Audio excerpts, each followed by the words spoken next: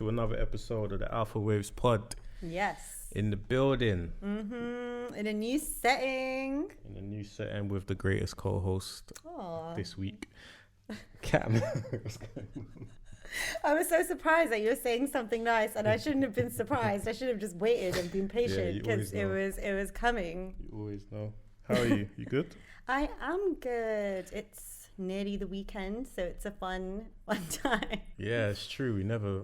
Have we ever done a pod on a Friday? No, we haven't. No, we haven't, have we? No. Interesting. How does it feel? Like to have basically gone through the week and then to be here in a new setting?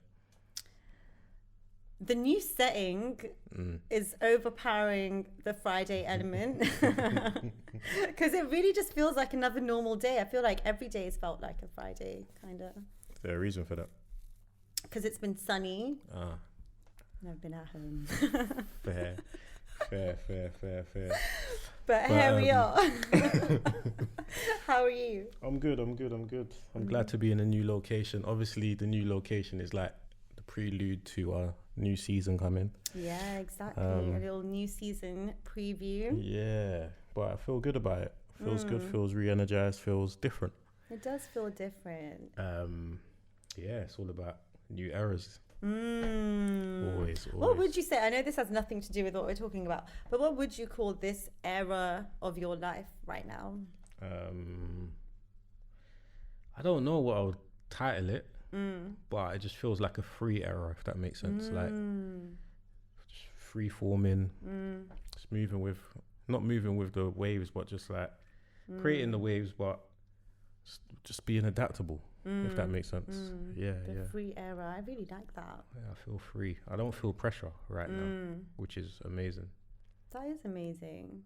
For a long time, I felt pressure when creating with anything. Just like you just feel a pressure to have to deliver. But right now, I just feel free. And it's kind of... I love that. Freeing. Oh, wow. So poetic. I called this era, like this year, my elevation era. Okay. And I feel like I'm moving into more purposeful living. And that's the trajectory I'm on. I didn't want to say that word because I felt like I was going to say it wrong. And I thought you were going to butcher it. I feel like I did, but it's Nobody fine. will notice. Until... They'll never know. Anyway, what are we talking about today? It's kind of on errors, I guess. That's so funny that I asked you that question. It actually moves quite nicely into what we're talking about. And it's about entering your villain era. But it's funny because obviously you see a lot of like memes and stuff and things that happen to people, and they're like, oh, this is the start of my villain era, my villain arc and whatever else. Yeah. But I don't even look at the villain era in that sense. I don't look at it as something bad has to happen to you or something has to happen to you for you to enter this era. I feel like where do you think the origin story comes from then? I don't know if something has to happen to you, but I feel like there has to be a moment in your life where either things click and you just flip the switch. Yeah. But it can be as a result of something happening to you, of course. Do you feel like... Okay, so 2 questions. Do you feel like you're in your villain era? And do you feel, or do you think, that there was a before and after, and what was the switch? So 3 questions. I really did sound like 3. I don't know if I'm actually in my villain era, but I know... that I'm a villain. But I know that I'm comfortable with being a villain if necessary. But I don't feel like I'm in my villain era. That's just like everything's villain, if that makes sense. So you're just born this way? No, definitely not. Because I'm a good guy. But I'm saying like, it depends. How do you define a villain era? What do you define a villain era as? I know you asked me 3 questions, but let me fire one back at you. What a way to deflect. You're really villainous. How would I define a villain era? If we're talking about in a self-aware way, in a positive way, which is how I would experience a villain era, I think it's when you make that move from taking full responsibility for yourself and less responsibility for other people. Explain that for me, please. Yeah, okay. So I would say, like, you know, when you don't want to say something because you're going to hurt people's feelings, or you don't want to make a certain decision because of how it's going to affect someone, or you accept certain kinds of behavior, certain situations in your life, you kind of let life and people happen to you, maybe a lack of boundaries or something like that. So for me, a villain error is just minimal to zero tolerance, but it's not without compassion. I feel like a successful villain error, like being able to do it successfully, is having the understanding and compassion to give you peace, to know why someone's being the way that they are, but still allows you to know that that's not something you have to deal with. Get that. Because I look at it like kind of similar, but more so focusing on me, as in not doing whatever it takes, but like doing things unapologetically. Yeah, like just like if I feel like I need to do this for the benefit of myself, I'm gonna do it, as long as it still aligns with my morals, right? Yeah. I'm not gonna hold back with my thoughts and what I've got to say. Like, I just feel, I don't know, the villain era, I just feel it almost goes back to what I said at the start. It's kind of freeing, you know? It's like... Because you just don't care. Yeah, like, because you know that your intentions behind what you're doing or saying isn't evil. I think that's the line that gets blurred sometimes with villain era, like evilness. Yeah. It's not evil. It's just looking out for self, and sometimes people aren't willing to accept that you're looking out for self. I do feel like there's a right way to do things, though. 100%. And also, before we move forward, that is really hard to do. Like, I don't think I'm really in my villain era. I think I'm moving into it. I think I've been moving into it for the last few years and getting better and better at it. And now I'm ready to, you know. But do you think everybody gets affected by you being in your villain era, or is it select people? I think it affects everyone in your life, because the way not everyone in your life, but the way you're moving in life now, like the time that you're willing to give to people, or the chances, or the level of patience, it changes. That's what it comes down to. Like, I just don't care. like I just don't care anymore, other than what I'm meant to care about. But I feel like the people that I do care about have an understanding of what I'm doing, so they might not look at me as the villain, if that makes sense. That's why I said, do you think it affects everybody? Because I don't think it does. I think it depends on the person. Like, I've had moments where, with certain people in my life, like when I'm doing things for myself, I can be told that I'm being selfish. Yeah. And I know that I'm not, you know, that's just where they're seeing things from their realm of understanding. And that is hard, because then I think a successful villain era also comes from not having that self-doubt, which is, as you said, like having that clarity that nothing's really coming from bad intentions. Yeah. It's just coming from putting yourself first. But that's just it, though. Like, for instance, I don't have the patience for nonsense anymore, right? But I guess it's the way that you express it will determine whether or not your villain era is evil or not. But if you just like say someone's just talking about, I do it to you.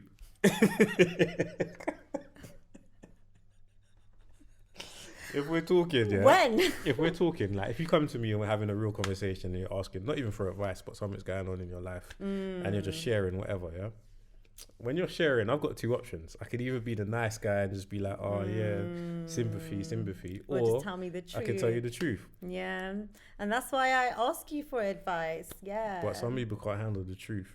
And some people can't handle the truth. And I think it's such a shame, because then you're not allowing your support system to support you. Yeah. But in essence, that's not me being a villain. It's not. Like, I think that's important. Like, you need that in your friendships. Like, someone who's not just going to be a yes man, but tells you things, you know. I feel like all of my close friends, we're like that with each other. Like, we'll say what needs to be said. What's your honest opinions about the yes person? Do you think everybody needs that in their life at some point? A yes person? Oh, I don't think anyone needs that. I don't think it's helpful at all. I think it comes from like a people-pleasing tendency, but I think it's dangerous because you're around someone who's just thinking things about you and not saying it. Yeah. So I don't know if that person... Actually, let's not say that person doesn't have your best interests at heart. You know, they just have their own issue with voicing things, maybe their issue with conflict or something like that. But I don't know. When I go to my friends, I prepare to be told something harshly, which is why sometimes I might wait to go to them until I'm in a less sensitive place. Not with you, actually, because you're quite good with that. But with certain friends, I'm just like, let me just make sure I'm ready to hear what they're about to tell me. Yeah. But do you think as well, though, you're more likely to have a yes person when you're in your villain era than when you're not? No, I think when you're not, the opposite. I feel like one thing I'll say about me there you go. is I'm not a yes person. I will always tell my friends the truth, anyone the truth. But when a friend of mine is having, and not like anything deep enough where they've done something wrong, but if they're being really affected by someone, I get so protective. Like, I'll defend them for no reason.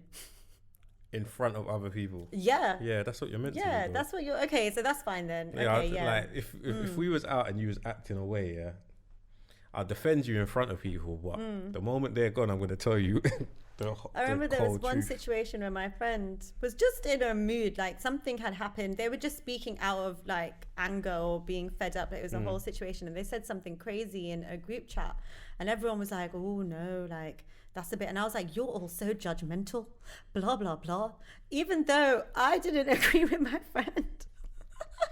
And then I messaged them separately, like, I don't think you need to do that, you know? Yeah, no, that's how you do it. To me, that's the best way to actually handle those situations, with tact. Yeah, you have to back your friends, I feel. Yeah. In public. Yeah. No, I respect that highly. Thank you. I respect that. Yeah, you have to do that.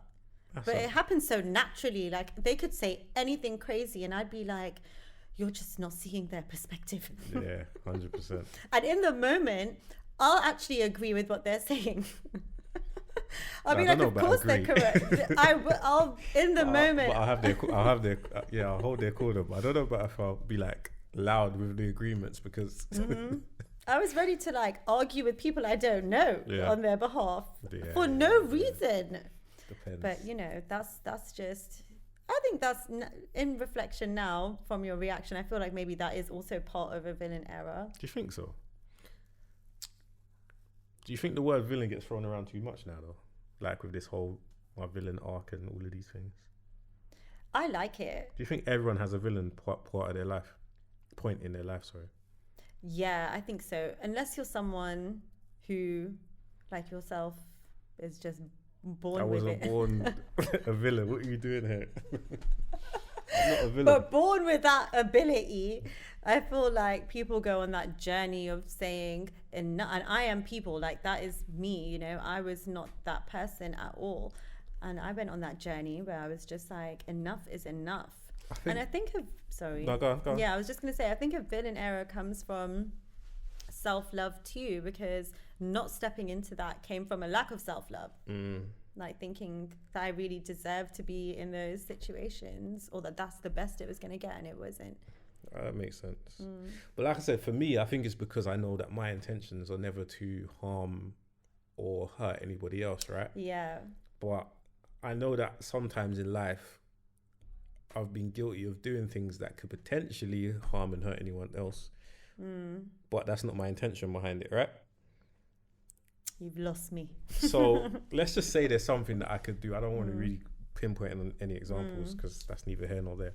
But let's just say that there's something that I could do that could potentially hurt somebody's feelings. But the reason that I'm doing it is not to hurt their feelings.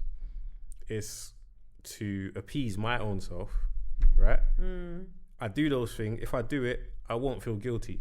The only time that I'll have a feeling is if somebody feels hurt because of it, if that makes sense. But the actual thing that I'm doing, there'll be no sort of problem within myself of doing that because it's appeasing me, if that makes sense. It makes sense, but I think if you're doing something that appeases you but is betraying someone or something like that, that's different. That's different. Yeah. Use the word betrayal. I didn't use the word betrayal. That's very different. No, I'm not saying you. I'm just saying in general. Like if you're doing something that crosses moral things or isn't like transparent or has some sneakiness to it, then that's different. But if you're being straightforward about something and really making it clear that this has nothing to do with you, it's just what I'm doing for myself, then that can be different. I think it's the way you go about things. Like, I think people can underestimate people a lot, you know, in terms of what they're able to handle and hold with telling people the truth about certain things. And I think it's important to be the bad guy. Like sometimes people's feelings need to get hurt. Like when you're experiencing disappointment, you're learning more about yourself. Yeah, that's true. And I also feel on the flip side, sometimes depending on what a person's done, maybe not in your example, but people should know that they've hurt your feelings, that maybe how you did something wasn't okay. Because I think the only thing about villain era that I don't agree with is when people confuse doing what's right for you as a green light to just be rude or just be entitled or, of course. You know? Of course. That's, there's a lot of grey areas, I think, that people live in when it comes to this type of thing.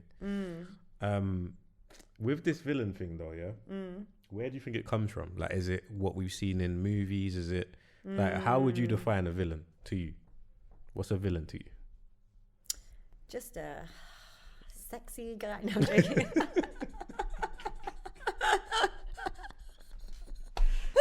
Kidding. Yes. No, I would say because you know what?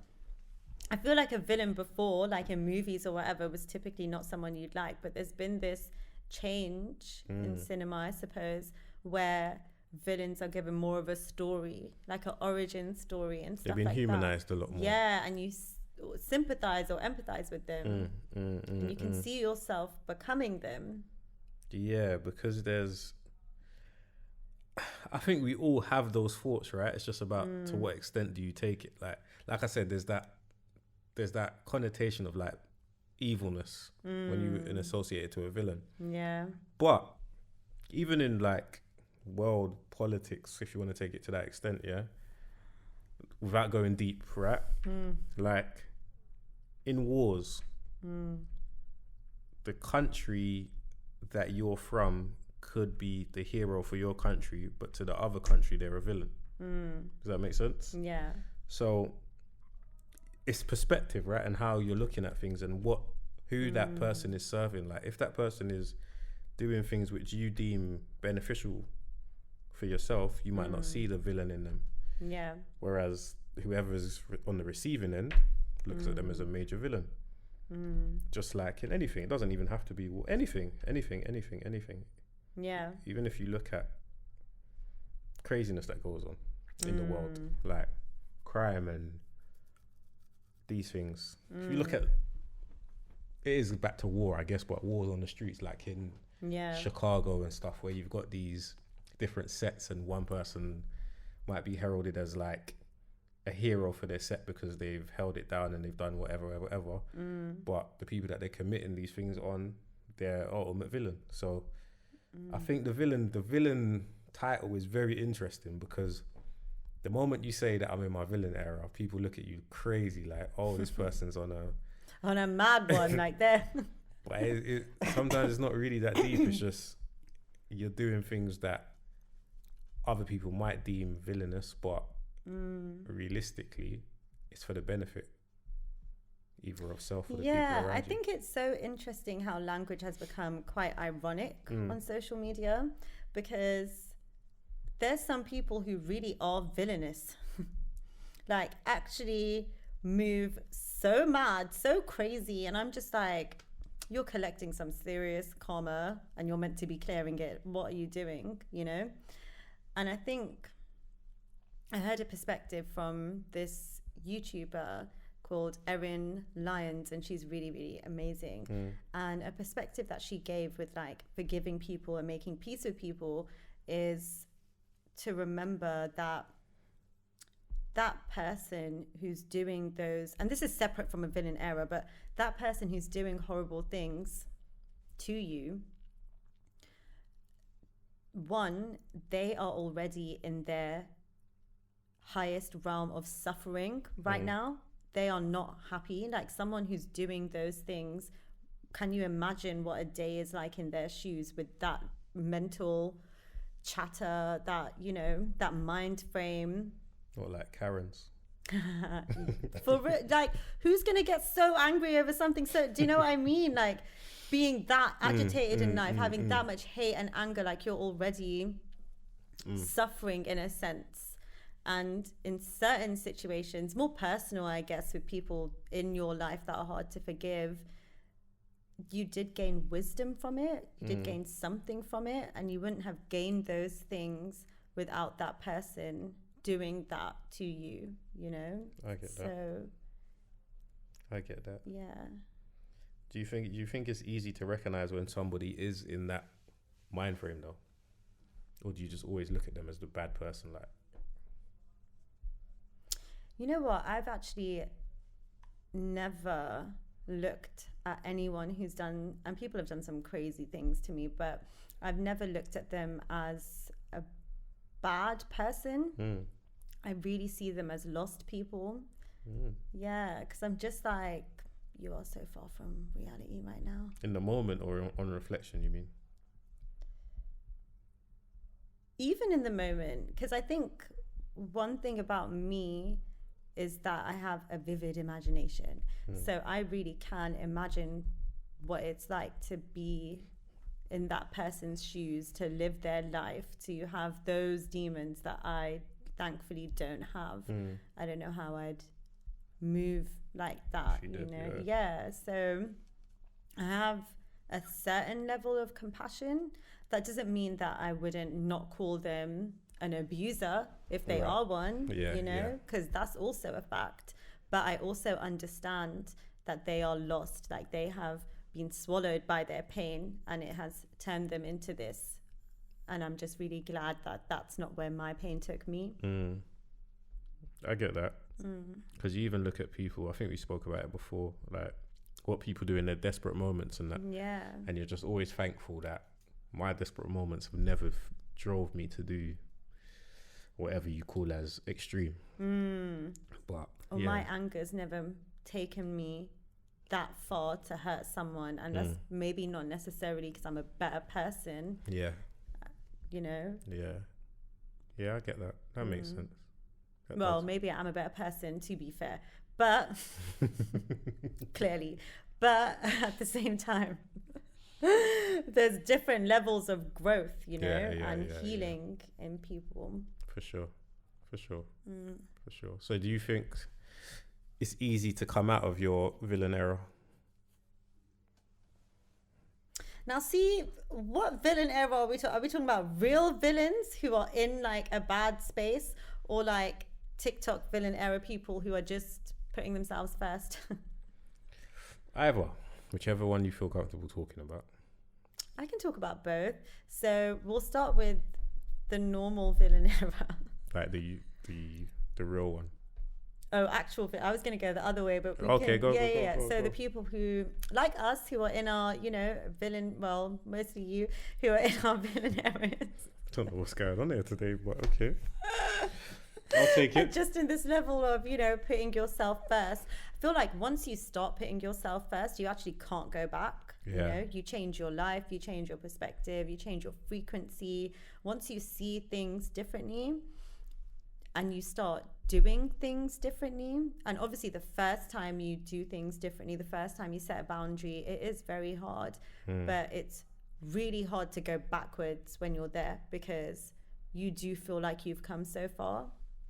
And it does feel good to take care of yourself. Do you know what it is because you have to do so much work to be comfortable with not being always looked at in the brightest of lights, if that makes sense. Yeah. Like, you almost got to be comfortable with somebody out there who's going to look at you as the bad guy. Yeah, you do. You actually do. Because there was a point where I couldn't rest until I'd explained my side, you know, or allowed someone to let me, explain my side. And in that moment, take some accountability and apologize. Not everyone is going to accept your apology. 100%. And that is something I learned that you just have to be okay with. But the only way for me anyway, personally, the only way you can be okay with that is if, number one, you know that, like I said, always keep going back to whatever you said or done has been with the best intentions. Like, there's not been no ill intentions behind it. And number two, that you're being honest to yourself. Like, you're not lying about what you've said or done, being your true self, if that makes sense. Yeah, exactly. And it still aligns with your morals. Yeah, I mean, I'll be real. There's been times. Here we go. I was being dead serious as well. But where I may not have done the things in the best of morals, you know, the morally correct thing. There's been a lot of times, but like in the past, in the deep past. But at the same, and you're absolutely right. Like, in those moments, it takes real inner work to deal with that. Like, when you know you've done something that you shouldn't have done, and then you have to, one, not be defensive and be accountable. Two, you have to forgive yourself, and that is really hard. And three, you have to look at yourself, like, why did I do that? And that's when you start digging at, you know, your core beliefs, your wounds, like what actually created that person who took that action. And that is painful. Yeah. I've never been there though.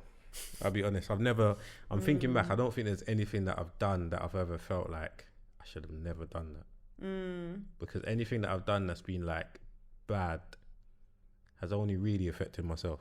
It's not really affected anyone else. I have, and it's really sad because it came from not realizing that my actions would affect that person, that they actually cared about me or something. Okay, so it came from that too, of not really knowing how someone felt. Interesting. That's interesting. I don't know. So anyway, what about the other villain? Oh, the real villains.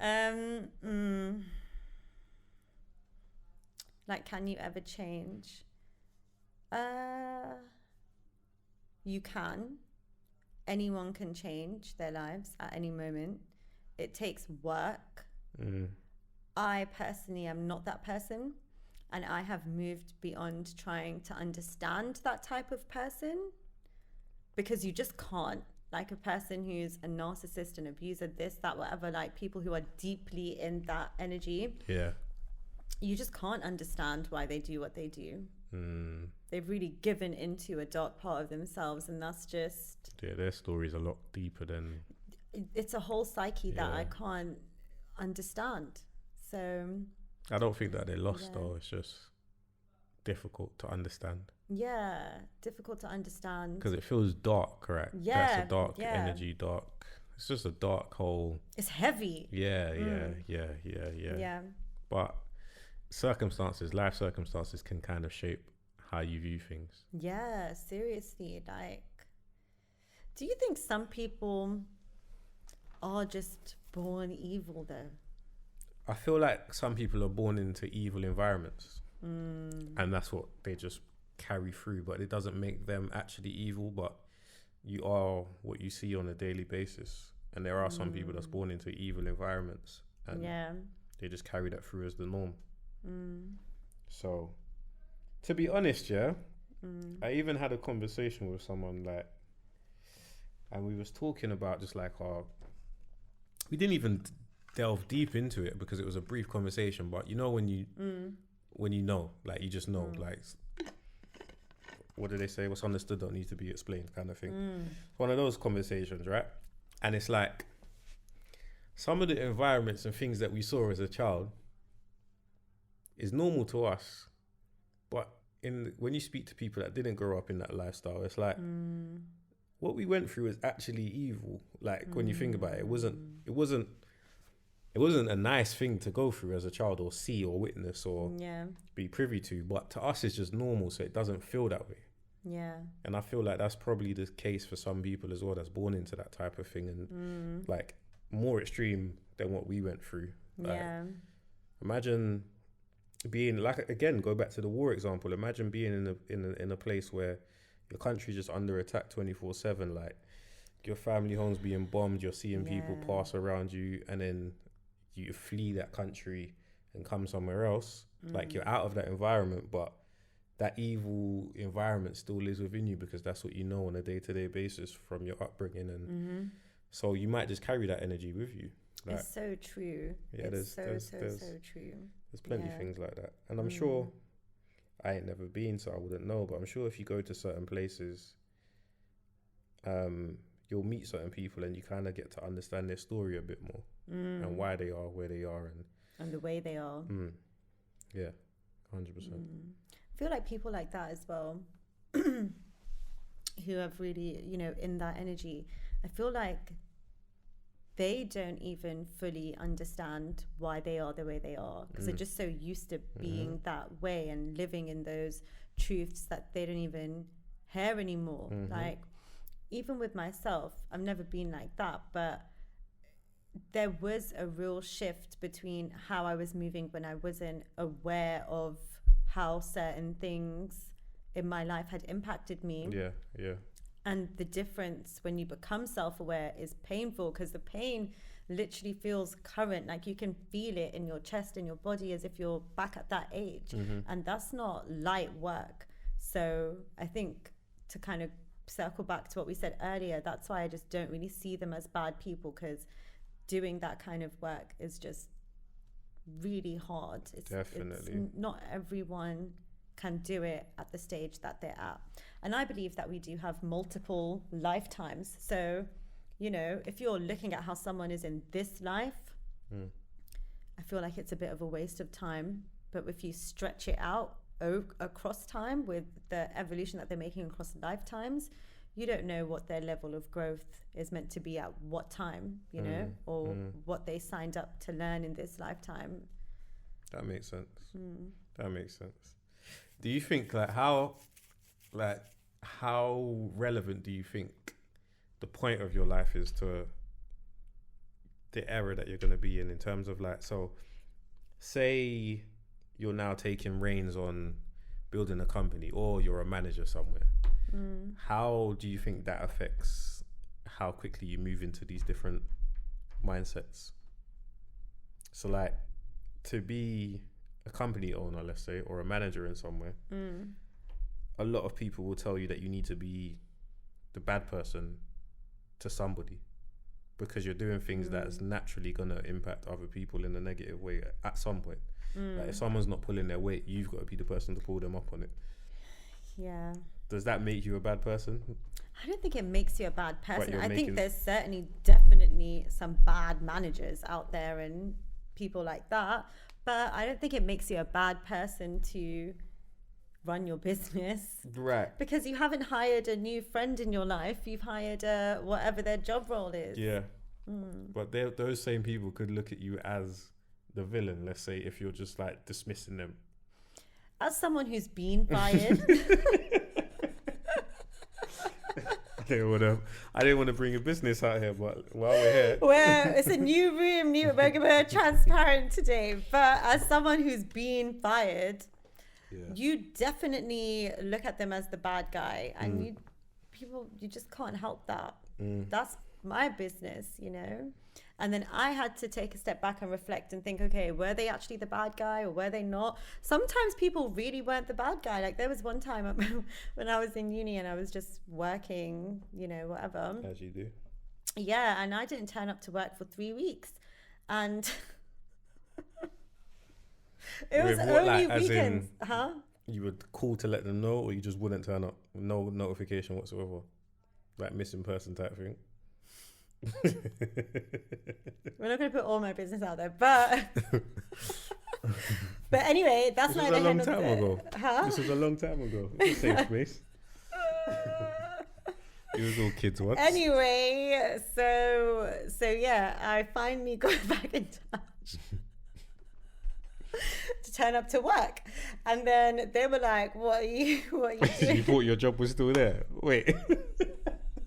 I said I was sick at some point. At some point, I was like, I was too sick to get. Anyway, it doesn't matter. Yeah, but yeah. anyway, I fully understood why they were doing that, because I was like, obviously, you've been gone for 3 weeks. That's unacceptable. Yeah, yeah. And I remember I was so nice in my disciplinary. Obviously, it was a firing meeting. We all knew that, but it was called a disciplinary. And I was just so nice and understanding and apologetic. And I was like, honestly, I'll take myself out. Like, I know exactly what's going on here.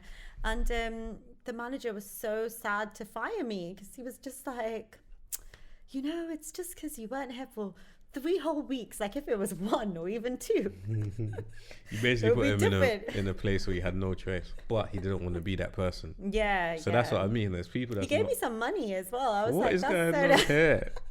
Wait, out of his own pocket? Well, you mean no, he didn't have change for. It was a long story, but anyway, we're diving too deep now. But the moral of this, it's not how it sounds. But the moral of the story is that, like, sometimes you are in a situation where you might have been fired wrongly and they are the bad guy. There's some situations where you've been fired and you think they're the bad guy, but you're just not being accountable because it hurts, and you might be annoyed at yourself at the time that you made the same mistakes again. Been there too. And there's some times where it was completely you and you can just understand that. But on the flip side, it needs somebody that's willing to take however you react to that situation. Like, that's willing to be the bad guy in that story. Yeah. And that's not easy to do always, Like, if willing to be the bad guy in your story, not my story, in your story. Like, you must have been in a situation where you've had to tell your friend something that that me telling you this, it could go 2 ways. You could be very grateful that I've told you this, or you're going to look at me as the bad person for telling you this. Yeah. And that's not an easy decision to make all the time. It's not. Especially when I like to mind my business. Like, I'd like to be king of minding my business. But there's some things that you have to actually like bring to the table. So what is it like for you on a personal level and on a work setting with having to be the bad guy? On a personal level, I'm actually probably more comfortable with it on a personal level than in a professional level, because professionally it's like, cool, if I've hired, let's say, a video person to come and shoot something for me, and it's just not, forget the product itself, like, what you're doing is just not worth the time and effort. And I have to tell you, look, I don't want to work with you no more. I find that a bit more like putting somebody out of money or out of a working situation, to me feels worse than like me having an honest conversation with my friend about something, if that makes sense. That has a lot of integrity, that's where your mind is at. Yeah, because I know it's not easy to get opportunities in life, right? Yeah. So once somebody has an opportunity, I will try and give them not leeway, but at least a chance to rectify it. But do you tell them like have one conversation? I think you have to. Yeah, because then it just comes out of nowhere. Like, you're taking the mick otherwise, right? Yeah. Because if I ain't told you anything and I'll just do that off the bat, it's like I should have been maybe more of a, I was going to say man enough, but in this day and age, can you say that? I'll say it anyway. I should have been a bit more of a man to just have that conversation with you and deal with whatever your response is, rather than just, unless it's like something that's outrageous and egregious, like. Yeah, like, what were you thinking? Yeah, like you must know it's done now. Or if you've done something and lied about it, then we're done. Yeah. But if it's just an honest thing, I find it harder professionally than personally, honestly. I don't want to be the bad guy in that story. Yeah. But sometimes you have to be. You have to be, like, I'm trying to think if I've had to be in that position. I have had to be in that position professionally, actually, like at work with telling certain people when I was in a bit more of a senior role, like telling certain people how to do things and, you know, that what they're doing is not really okay. I'll be honest, I was fine with it.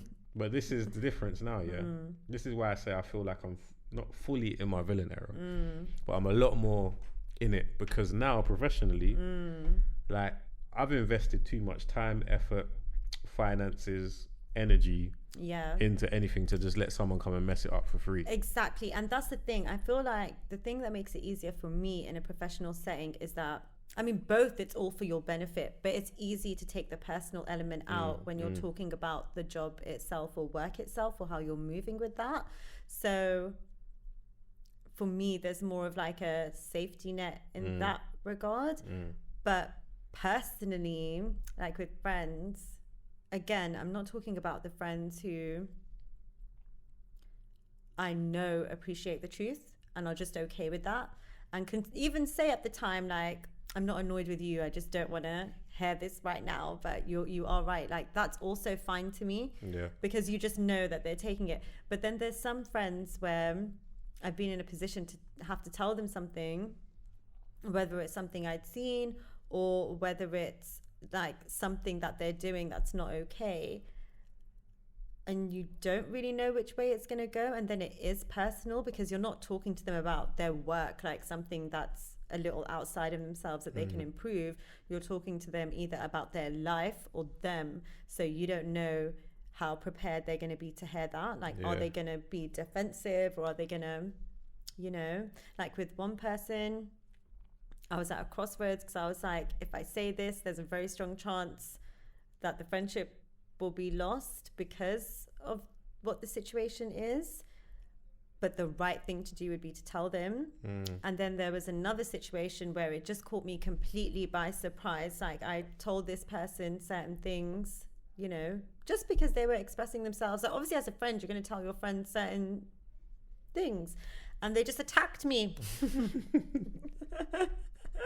Verbally. But attacked me. And I was just like, it's, wow, like, it's not even... That's because you was telling them certain things. Yeah. And just saying, it seems like you're in this kind of a place because I've been in this kind of a place and I'm seeing the signs and you're complaining about these certain things. Just, you can't just keep telling your friend it's going to be like, sometimes you have to say you got to move forward or do something about it, or... It's tough love. Yeah, tough love. Exactly. It's always love, but it's just tough to hear. And then it was just so horrible to hear, you ruined this for me, or blah, blah, blah. Do you know what I mean? It's because some people aren't actually looking for the truth. They're looking for a comforter. Yeah. And also you have to, that experience taught me what friendship means, different things to different people. Like for me, and again, those friends that I mentioned who aren't like that, friendship is support, truth, a bit more, you know, like, are you actually riding for me or not? And for other people, friendship is companionship. Like, they don't want to be told what to do with their life. They're not looking for a parent and a friend. Like, they're just looking to live their life with someone by their side. I get that though. I think both are okay, obviously. It's just timing for everything. Yeah. But with companion friends, I don't know, do you think they can be close friends? Yeah. I should obviously always be, and vice versa, should be always be willing to have an honest conversation with any person that I class as a friend. Yeah. But I do get it. Some people, like, you serve a purpose for different people. Yeah. Like, you might not be that person to them, whereas they might already have that person somewhere else, so they're not coming to you for that, to be that person, if that makes sense. So yeah, it does. I think you can be. Yeah, true, as long as you both have that understanding. But then it's like, don't talk to me as with your problems. Yeah, just don't talk to me about like that. And then expect me to say something different, you know? Literally. Because then you're putting us both in a compromising situation. And I feel like that's when you turn into a yes man, because then you're just like, and that's when it becomes toxic. And that's when it was toxic for me. Like, I'll admit that person was doing things that I just did not agree with at all. And I then couldn't talk to them about it because it would never go well. But I would talk about it with everyone else. It's not the best thing to do, obviously, but you know, that's when you put yourself in a situation that isn't really great. So you kind of have to think, do I need to take a step back from this person? Yeah. That's the obviously hard decision to make sometimes. Yeah, or redefine the connection. And if they're not really down to redefine it, then you do have to take a step back. You just gotta be comfortable with that, though. Yeah.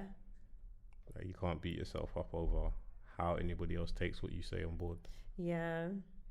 It's a them problem, really. It really is a them problem, because... But that attitude is what... Huh? I said, but that attitude is what people will say, is... But it is a them problem. Like, I was willing to make it our problem and talk about it, but it's not. Like, if you want to keep making your mistakes and complaining about it, then... But tough love is like... Tough love is so funny because it's all about timing with tough love. Because if they stick with you, or even if when I've been on the receiving end of it, once you stick through whatever it is that this person is telling you, and you come out the other side of it, you realize that this person wasn't actually the bad person. They was do you know what I mean? Yeah. And we've seen so many examples of it in life, in movies.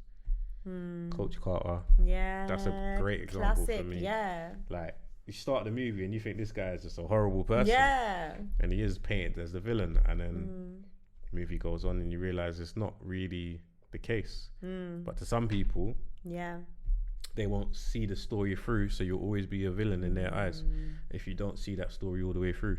Yeah. And I think that's just a life lesson, to be fair. Or if you don't make it to the other side, you know, and you stay in that defensive realm, then so time can define how people look at you as well. That's why I don't, even though I say about villain error, I don't like to title it in that way too much, because I know it's just a moment to some people. Like, there's gonna be some people that will look at it and then, even hearing it, they're gonna be like, "What are you talking about? A villain?" I'm in my villain era. Like, what are you talking about? I haven't said that I'm in my villain era, to be fair. Neither have I. Yeah. Aside from today. The tapes will show you that. But I didn't in say general, but we will run that back. But yeah, I don't know. I feel like it's necessary to be the bad guy sometimes, because then it's just like, do you really care, or do you just want to be liked? Yeah. It's interesting though, because there are some people that, going back to your compassion example, there are some people that can tell me something and I might just hold my tongue and not say anything, because I just know that there's no point here. Yeah. Like, what you're going through is something you need to kind of figure out on your own. Like, there's no point in me saying anything. It's your life or your situation. Do you know what I mean? But there's other people where it's like, I can see that you need to hear this. Yeah. Let me just say what I need to say. So it's, So is that the only thing that holds you back, or is it also like who you're speaking to, like the temperament or where they're at, or maybe the way that they're talking about something? Nah, I think it's the situation. It's situational. Does that make sense? It doesn't. All right, we get it. It's a situation. That's even a word. But wait, do you think, can you give not one that you've personally experienced, but an example of that, like that kind of a situation where you would bite your tongue? Siblings, like relationship stuff with siblings.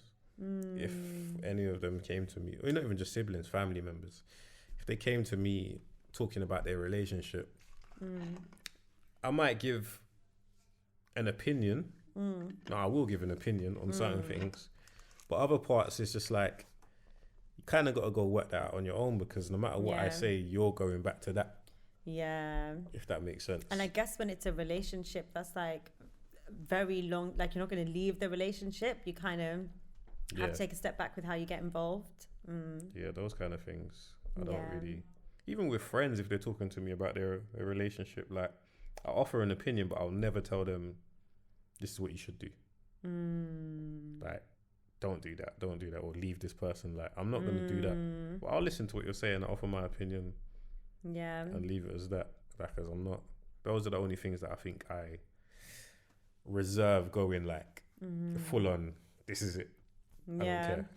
I think that's important to like not tell people what to do, because sometimes they need that experience to grow. Like there's a lesson there that they need to experience. I don't think anybody knows what to do in life, you know. Yeah, and you know what? I used to be that person who was like, just leave them. They don't love you. And then I realized I was just projecting because I wanted to leave my relationship. Yes. So, you know. I don't think there's anyone that actually knows what. Yeah. You just gotta. It's so true. And I feel like it's a bit of a. I never really take it too seriously when someone who doesn't really know the person that you're talking about has very strong opinions, like they're this, they are that, they are blah blah blah, because I'm just like, that's so strong for the setting. Like, where is that coming from? And you can't just paint everyone as a narcissist, you know. Everyone is kind of a narcissist sometimes. Like, we've all been through things, but I don't know, I think it's important to have that self-awareness in yourself too, that you know your situation. Although, I don't know, sometimes you could be in an abusive situation and not realize it as well. Yeah. But one thing I learned though is that when you are, the best thing you can do to support someone in that situation is not to keep telling them, leave your relationship, blah, blah, blah, they're this, they're that, they're whatever, like, because you'll just stop turning to that person, you know? Yeah. And that's different from that person saying, I can't watch you in pain like this anymore. I don't know what to tell you, you know, but I'm here to support you. I think that's what you kind of need to do. But if you're just constantly telling someone that this person is horrible for them and this, that, and the other, they'll just go to the friends who don't say that. Do you know why those things are always crazy or difficult? Because you only know what you're being told, and you only see part of it. There's always going to be parts. That's why it always has to come within the person, because there's going to be parts of the day or parts of the time together that isn't that. Yeah, it's true. People will only tell you about the bad things, not the good things. But sometimes the bad things are so bad. They are very clearly of course.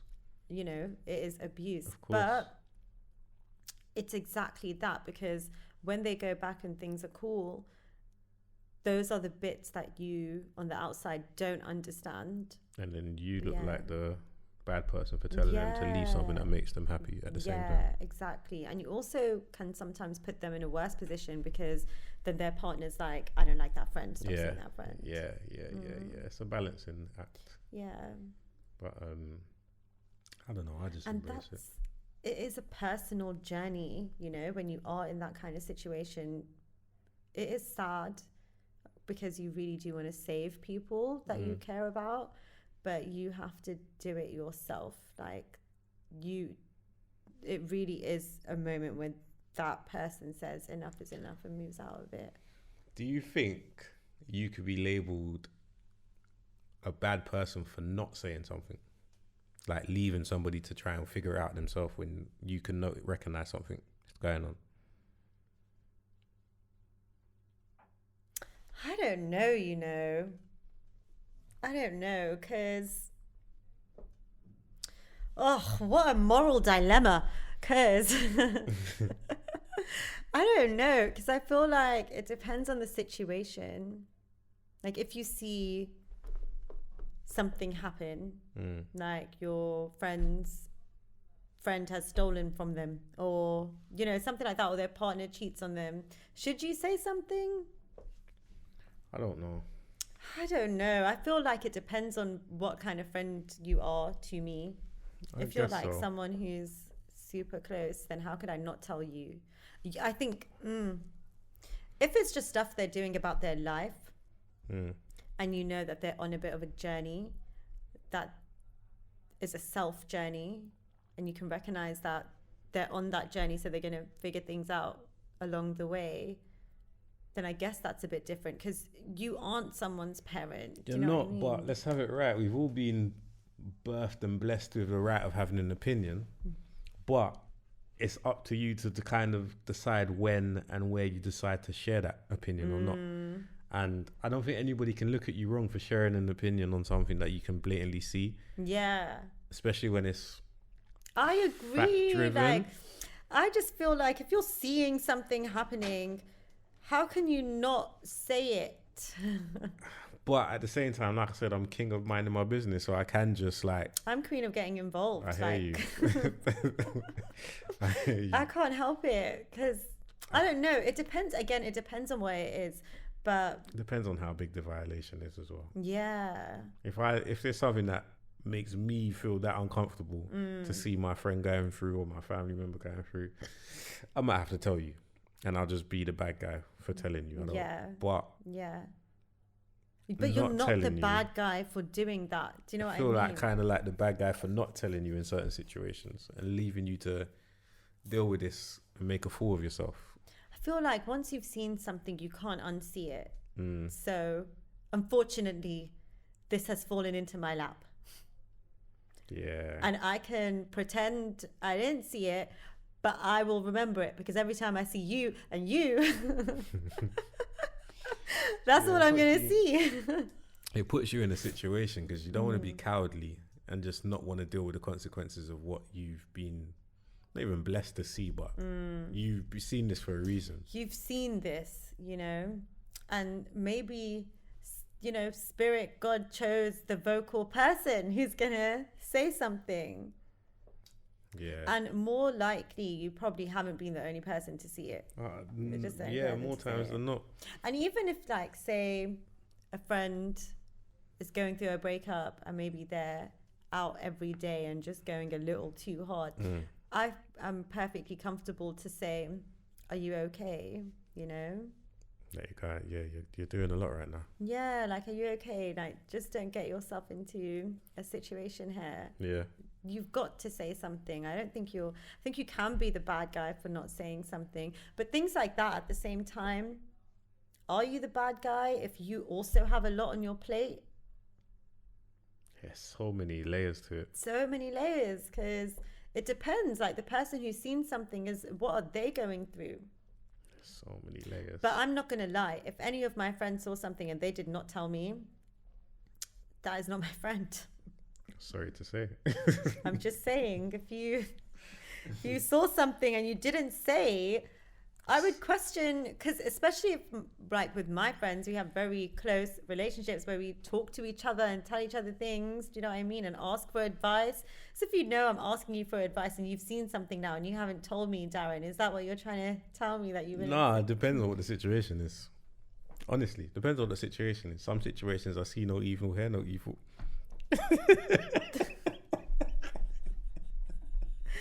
I hope you're just messing around.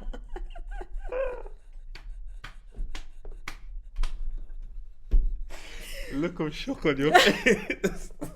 Like, what am I hearing right now? I'm so confused. Like, and obviously, what are you not telling that's me? not gonna. Yeah, I'm like, what have you seen? What have you heard? Obviously, that's not true. No. Yeah, there's something. No, I'm not saying there's something that I have seen or heard, but I mean there are some situations that it will be that for me. So, say if you saw someone who I said I was friends with and they were talking about me, you wouldn't tell me. Talking about you? In a horrible way, yeah. No, I probably wouldn't. But I'll say something to them. Aw. Like, what would you say? If you know I'm friends with someone, what makes you feel comfortable with talking bad about them in front of me? Exactly. Like, but you wouldn't tell me. You don't think I should know that person is... Nah. Why? Nah. Unless you come to me and say, oh yeah, I'm not friends with that person anymore, this, that and the other, then I might then tell you, yeah. Even one time I had to confront them about how they were talking bad about you. Maybe. But it wouldn't be something that I'll just run and tell you. That I'll just handle it myself. And all right, well, you could tell. I would prefer. I wouldn't. I'll handle it myself. All right, well, at least you have my back in some way. But well, I'm not in the way I'd like. I'd rather know. Yeah, I wouldn't I wouldn't just let it bypass me. I'll say something to them. 100%. Because nobody should ever feel comfortable, like I just said, talking bad about someone in front of me. I think that's the biggest thing for me. I'm just like, if you know I'm friends with them, why would you think you could get away with this in front of me? Because now you're questioning my integrity. Yeah. Yeah. I mean, it's tricky. It's different strokes for different folks, I guess. Yeah. Yeah.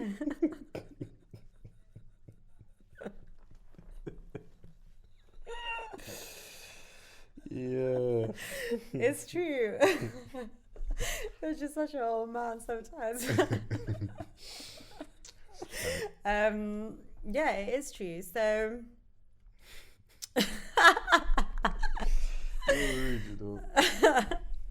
what was I gonna say? Okay, I guess there's a lot of grey areas and blurred lines, I suppose. Yeah, definitely. And I think, like I said, I think with the whole TikTok trending and stuff, like the villain thing's been blown out of proportion. And also, I think you gotta know when to like just let people have their joy. Like if someone's worn something that you don't like, just let them wear it. Worn, wear. Yeah, like an outfit. Yeah, all of that kind of stuff. I just don't bother me. Just let people each his own. Let people live. Like you don't need to be rude. Do you know what I mean? To each his own. To each his own. Yeah. Each their own, I should say. To each their. To each their own. Yeah. Yeah, exactly. But on the subject of villains, who?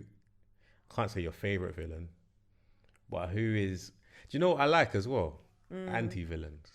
Is that the right phrase? We don't know if that's the right phrase. We've established We've already done this. Yeah, but I really like the idea of anti-villains. Yeah. And like, I love movies where you think somebody's a villain, then you watch it more and they're not. Yeah. Or you can see the different perspectives of like why some people might view them as a villain and why others don't.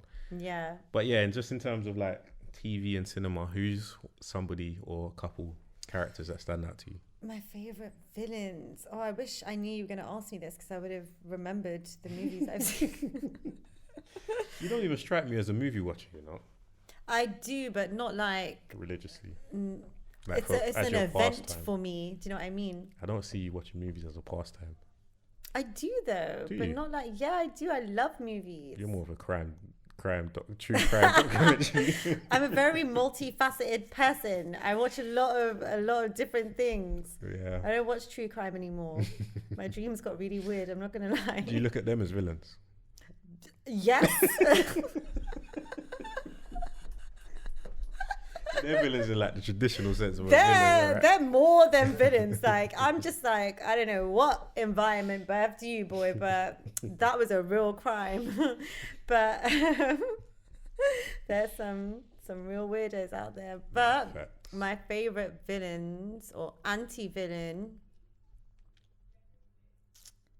Professor Snape from Harry Potter. Harry Potter, okay. Yeah.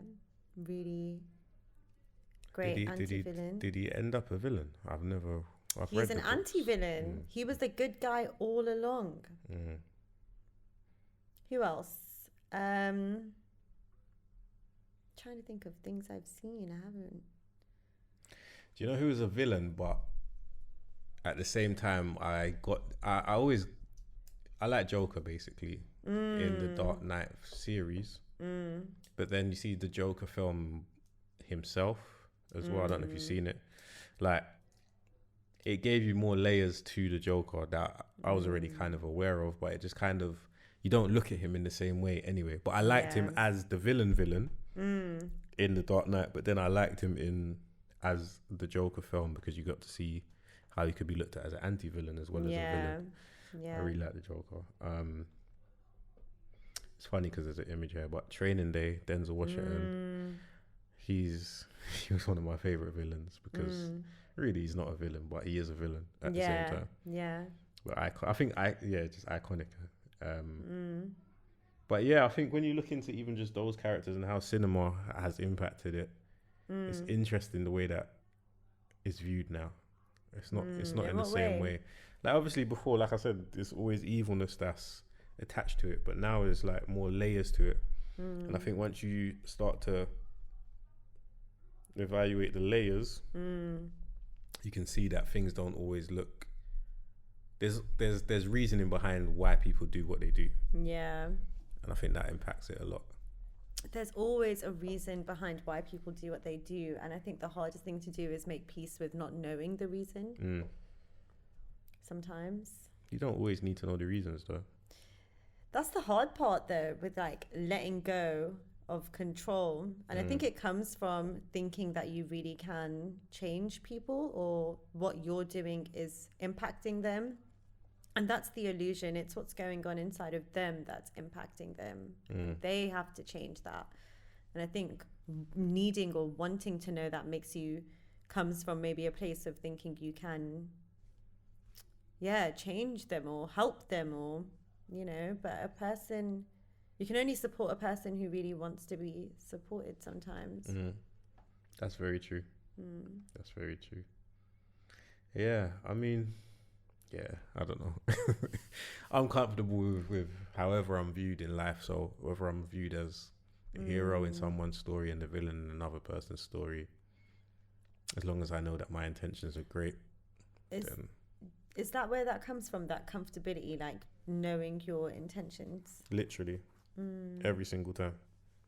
Every single time. The moment that I know that my intentions are a bit gazy, then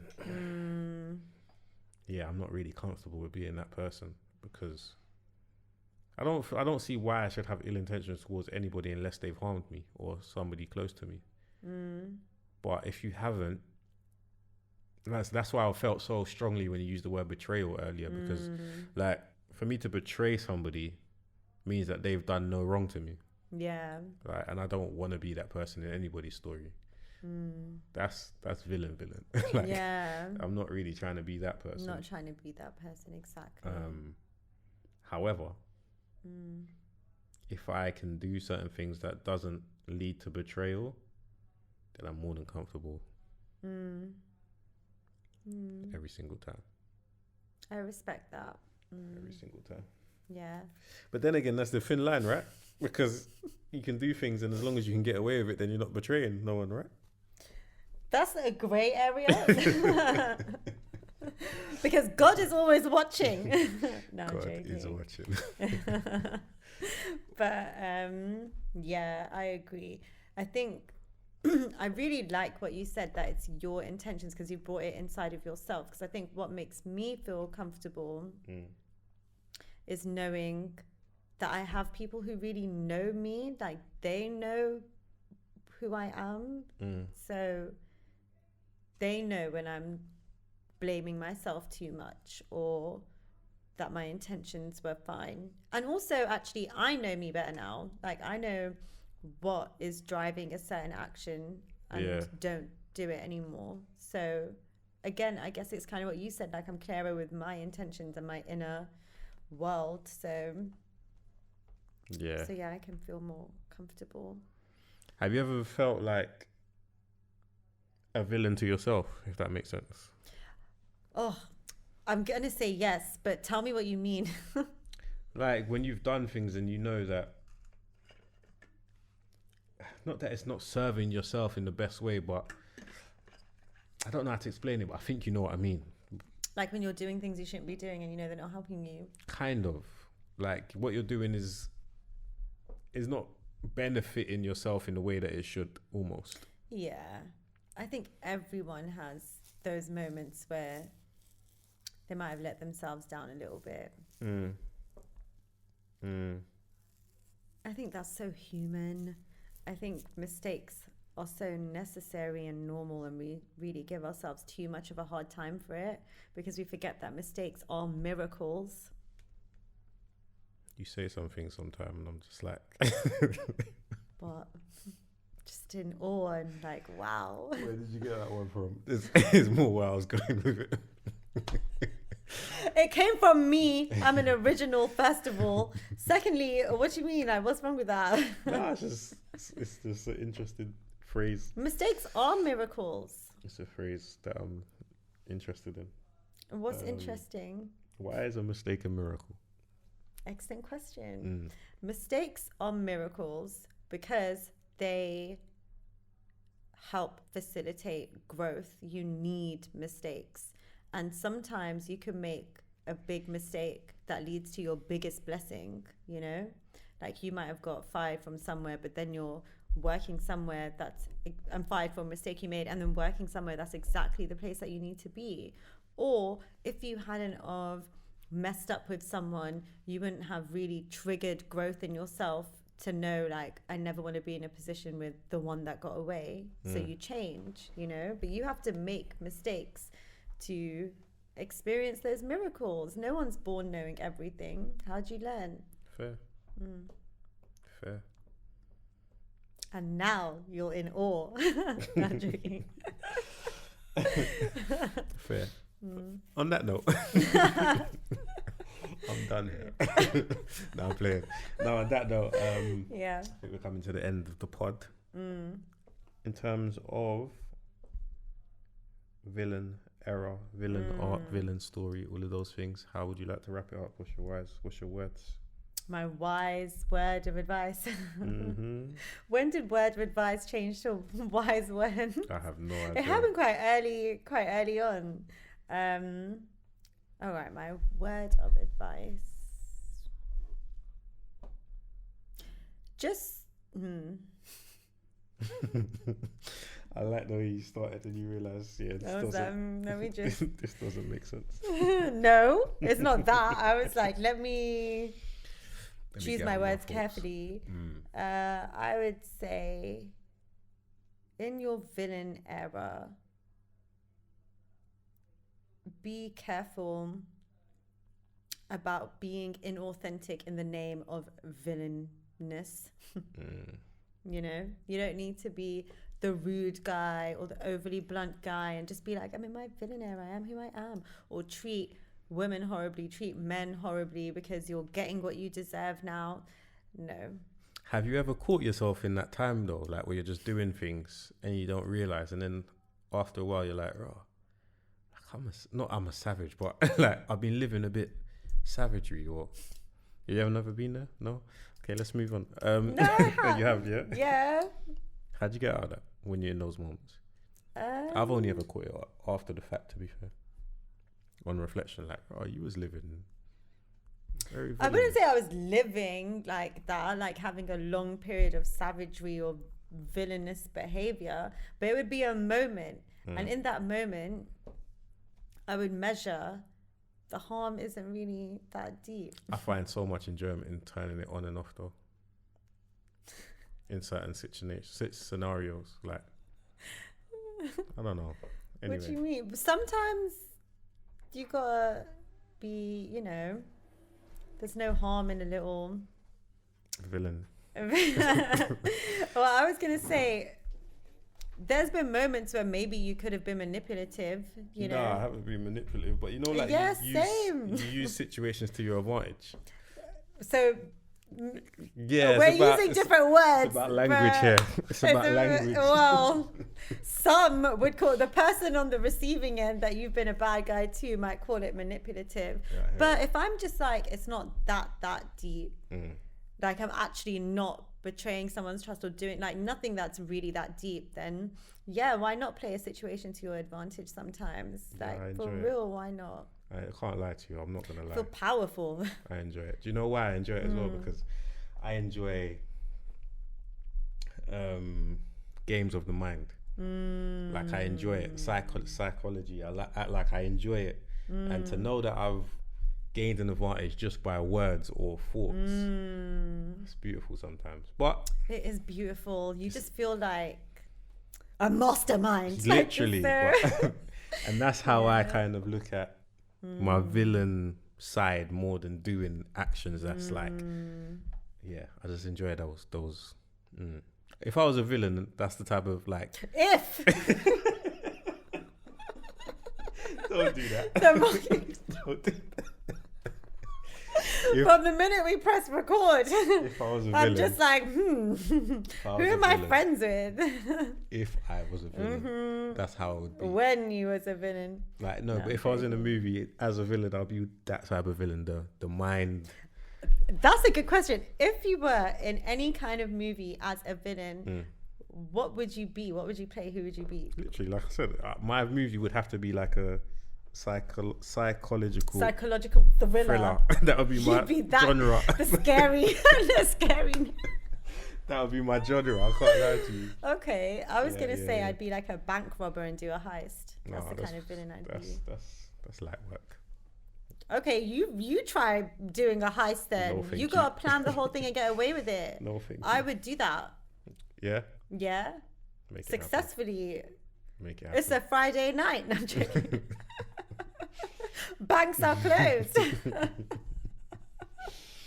All right, what's your wise words? In your villain era or whatever, try, like you said, be authentic and don't do anything that's gonna leave a permanent mark, I would say. Like, yeah. Don't buy into the hype too much. Don't buy into the hype. And you know what? One thing that I've just always stood by is you've got to be straightforward with people. Like, don't try to outsmart someone. Don't do something in a sneaky way to save someone's feelings. Be really straightforward, because one thing I do not do is play with people's feelings. Like, you know, trust issues, all of that. Obviously, people are going to feel how they feel sometimes, and you can make mistakes and whatever, but you just can't play around with people's hearts. 100%. You can't. That's one thing you don't do. That's one thing you just don't do. Yeah. And money. not because you're scaring me, like no, but for real, like don't play with people's hearts. Play with their minds if you want to. If you know that they're not really feeling you too much, but not with their hearts. Yeah. All their money. All their money. And on that Let's note, not even go down that story. yes. Let's not. So yeah. Done? Please, Good. I want to stop before I say more. Before you say too much. Yeah. No, I hear you. Thank you, of course, Yes. to everybody and anybody that listens and has made it this far. We appreciate you. We're going to carry on appreciating you. We're going to do more interactions, more opportunities. We've got a very special episode coming up. Yes, we do. We're so excited about that. Just to kind of reflect our gratitude. Yeah, our gratitude. Honestly, this podcast would not be here without the people listening, supporting, interacting, agreeing, Literally. disagreeing. We love it all. So Continue, please. Leave your comments. please. If you're listening on Spotify, go on Really? Spotify and leave your comments. yeah. Interact with the polls and the Q&As. If you're on Instagram, follow us on Instagram, Alphawaves. You'll see this symbol.